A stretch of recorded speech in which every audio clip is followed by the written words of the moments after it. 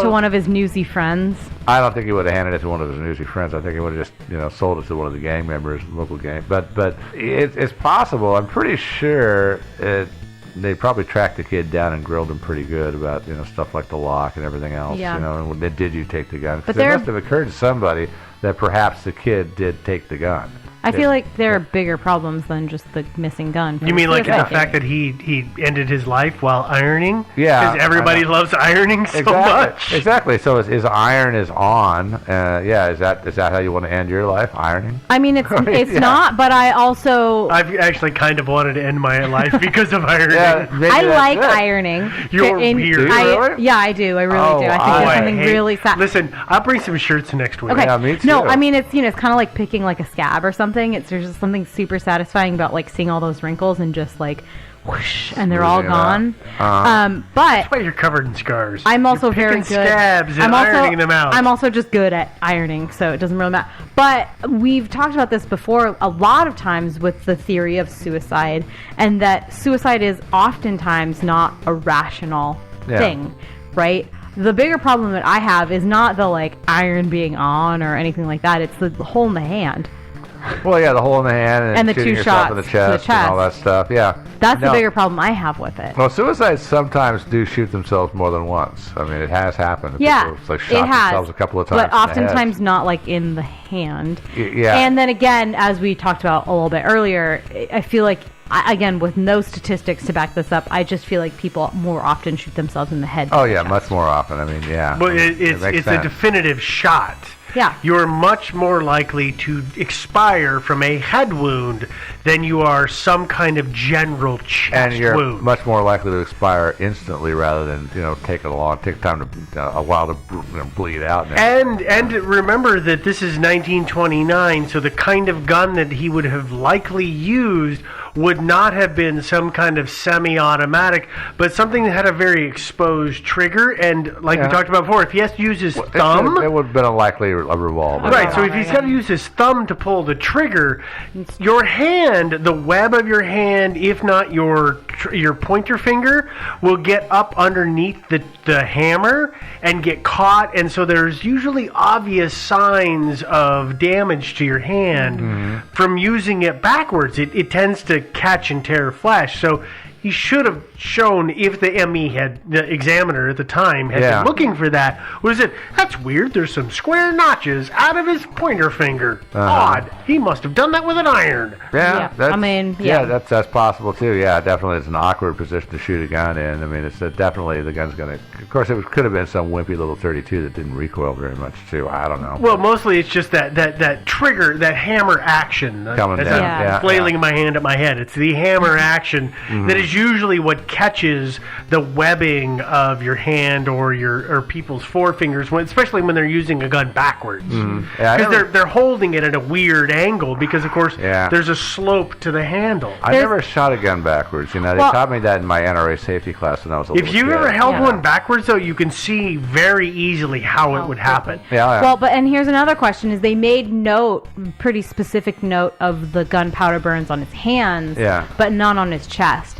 And you would assume that if he had point blank shot himself, he would have put that it they to would, his chest. and they would have also mentioned likely. There should have been powder burns on his chest. As well. And while he may have done one through the hand, the odds of him shooting himself twice through the same spot in the hand is astronomical. And why would you do that? It's like, that didn't work. I'll move my hand. And that really hurt a lot. And match it perfectly with the hole. Yeah, exactly. I don't think so. There's too many ifs. There's a lot of variables. Yeah, no, there are. This is not an Occam's razor. Yeah, no, I don't think that suicide is a good one. Another theory, this is another popular one, is that he was shot in the hallway and ran inside and threw the bolts. I personally have always believed this was the answer to this story. It could be. I hate this. I hate this theory. This is like because it's unsatisfying, but it's logical. I don't know if it is. It does make some sense, but it was the same thing with Hugues de la Plaza. I mean, even though the police concluded that he must have committed suicide, there was blood on the steps outside his apartment, so he was obviously stabbed outside and then ran inside and locked the door. But was there blood outside of this apartment? In this case, no. Yeah. There was no blood. Shot 3 times, or at least twice. But this is my problem with this portion of the story and a lot of this story is that I don't know if the details were recorded. That was there a blood trail outside? Because some of the reporting says, well, if he was wearing heavy clothing, which we don't know what he was wearing. Yeah. So let's just say he's got 4 wool shirts on and a big trench coat. That would soak up the blood while he was falling back into his apartment. Yeah. But we don't know that for sure, and so it's hard to say. I personally feel like it makes the most sense that a guy it's the panic room scenario. We've seen this in a lot of movies where, oh God, shut the latch and then realize that you've been shot and then fall down dead, but nobody can get you because you're already dead. Yeah. So which of his hands was shot? The left one. Okay, well that I guess is less helpful, but Yeah. but the one thing I will say is that, like, chest wounds aside, he had a hole in his hand that was shot and bleeding, right? So if he's making his way back into his apartment, he's closing and locking the door, there's going to be blood on the door in some capacity. If it's his left hand and he is right-handed, that is not the case. You've never in your life only walked in with your right hand, closed the door, and locked everything. Yeah, have you? I do it all the time. I push the door close. And then you lock everything? Then I throw the bolts. I feel like all there with a would be single hand. some sort of blood I'm a situation. lazy jerk, and I shut the door with my shoulder a lot, or I push it with my foot when I go in, so that I can reach up and use my free hand to grab it. So, okay, But I'm that miming this, and people notwithstanding- can't see this, but I've got my hand on my chest, and it's my left hand, which is now my bleeding hand, which is now bleeding into my spongy clothing, which is absorbing all of the blood for me very conveniently. I feel like at the end of the day, there's some blood something. Even There if it's should have been blood some blood spatter. somewhere. There Yes. should have been blood, and also I'm not going to disagree with that. I have a hard time believing that he got shot in one hand and didn't reach over with his other hand and grab the wounded agree. hand and then get blood on it. He could have armpitted it, like I'm doing here, where he sticks it in his maybe. armpit and squeezes, so now his right hand is still free to operate things. But then here's the follow-up question to that is your theory that he was doing some ironing in the house, went out into the hallway, got shot, came back in? Or how otherwise do you explain I'm not answering why he left his apartment, because I cannot answer that. The only thing that I'm trying to answer, just like everybody else, is how did he get into his apartment and be shot fatally once in the hand and twice in the chest, and we can't figure it out. And so my only thing is that I've always thought, well, he did the armpit action, one hand up under the armpit, squeezed, ran in, slammed the door, locked the bolts, fell down, and died. Yeah. But that's all I got. Yeah, I know, that's it. But of course, but as far as I will now be quiet for the next 20 minutes. Okay, good. As far as the Joe, four, you weren't supposed to say good. yeah, no, oh, sorry, no, I didn't mean that at all. No, I mean, but as far as the multi-layers, I don't think he was wearing multiple layers because he was inside ironing. So you're not going to, so I don't think that. And it's conceivable that he got punctured by some measly little 32 bullets, and there was not a lot of blood. It seems unlikely, especially with the hand wound. Especially with the hand wound, and also I feel like Emmy pronouncements are pretty, I mean, they're not foolproof, certainly, but generally I feel like I'm willing to trust the fact if they say, like, that would have been fatal immediately. Like, that is the thing. They did say probably that. was. But even more than that, if your theory is, like, armpit hand, there was a pretty... It was a pretty good description of the crime scene. You would think they would have said also there was all this blood all over his other hand, his arm, his armpit, whatever. But the other but my counter to that is in some of the information that Joe shared with us ahead of the script was the fact that there are Emmy accounts where people have said that person should have died instantly. And instead, they wandered around for half an hour to an hour alive before keeling over dead. That is typically head wounds, though. I mean, if you get shot through the heart, you're not going to wander around. But he wasn't shot through the heart, as near as I can tell. He was shot in the chest near the heart, and they said that should have killed him instantly. near the heart and the heart are pretty. Yeah. As long as you rupture some vital there's stuff. a lot of material between your exterior and your interior and your rib cage and your heart, and things can go very, very close and cause bleeds that are slower bleeds. I'm not going to say they're slow, but they're slower. I thought you were going to be quiet for the next 20 minutes. Oh, you're right. Yeah. I'll be quiet till the next 30. How's that? Great. Yeah, I'm only 2 assuming minutes from now. Yeah, I'm only assuming that he got shot through the heart or through, maybe, one of the arteries going into the heart or out of the heart, I should say, or something like that. Well, because, I guess, there's no other organ in your body that's going to cause you to instantly die. Yeah. If you get shot through it. Even your lung. You get shot through your lung. You'll still live for a little while. You can have a totally collapsed lung and be fine. Oh, yeah. I mean, not fine. People have lived for a long time I have that a way. friend who joined the military with a lung that collapsed spontaneously, and they were like, "Yeah, you're fit for duty." No problem. Well, that says something different. Army It does. doctors, yeah. But he was able to function with just one lung sometimes, and that was fine for him. Yeah, and so he must have found some damage to the heart that would have been instantly fatal for him to say something like that. But I guess more than that, yeah. I just don't. There's no real evidence interior to the apartment to say what happened, but I just feel like there's very little exterior evidence as well. It seems like there should have been some blood, at least from the hand wound. I mean, because like when I cut something. myself on the hand, I bleed pretty profusely from a small cut. Hands bleed a lot. Oh, they really do. There's a lot of veins. Typically, a lot of that's arteries because in you're your hand. flailing it around and screaming about it. Well, but even like a paper cut, they don't bleed like they're not throwing blood everywhere. Yeah, but big gushers. But they are. They just like sit there and they bleed forever, and you're like, that's like 3 layers of skin. How are you doing that? But it does. It just bleeds and bleeds and bleeds, and because again, there's a lot of veins and stuff that you need in there. So it just seems like there would have been more evidence. But again, there should have been a blood trail. If he ran inside, there should have been a blood trail from the door to wherever they found his body. Right. Because I don't think they found him right next to the door. That's the bigger part for me, because I am willing to say if somebody shot him in the hall, he ran inside, locked himself in, you go, you better clean this blood up real quick. Yeah, right. Okay, but there's just a lot missing. Can we try and settle on a description of something here that before we go into the next theory or any of the following theories, which is the lady that heard the scuffle and ran outside and got a cop? Yeah. Do we think that was 5 minutes? Do we think she went and got a drink at the local pub and came back and got a constable, and so it's 30 minutes? Yeah. Do we have any sense of... We don't know how long it took. I mean, I'm assuming it was not long. I think it was a ran outside and yelled. There was a cop like... I need a... Yeah, a guy in the corner. Like, that's my thought too, but this is, again, a variable that...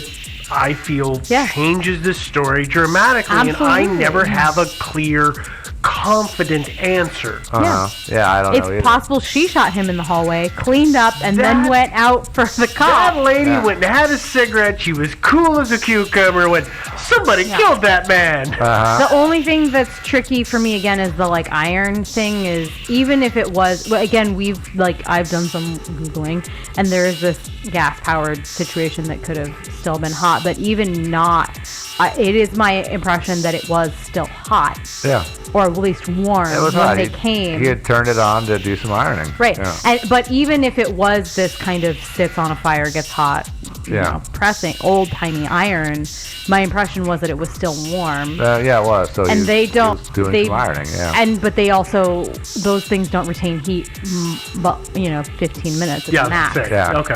At the max, it's like warming a pot.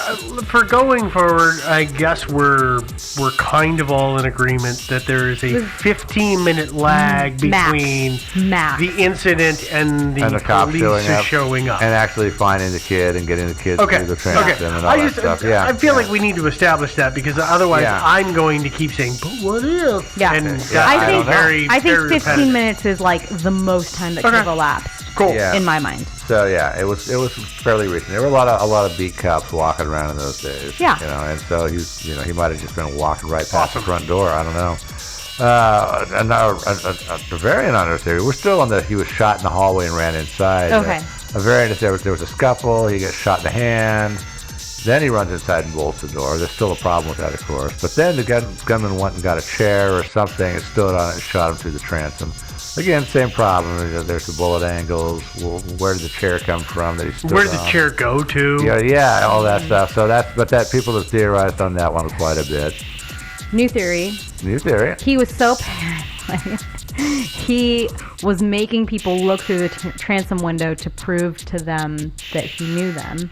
Then that would prove that he was an idiot for leaving it unlatched. So he was standing up, talking to somebody, said, I don't know you, I'm not letting you in. And they said, oh yeah, I have a gun. And he goes, no. And they shoot him in the hand, shoot him twice in the chest. He falls off of the stool that he was standing on.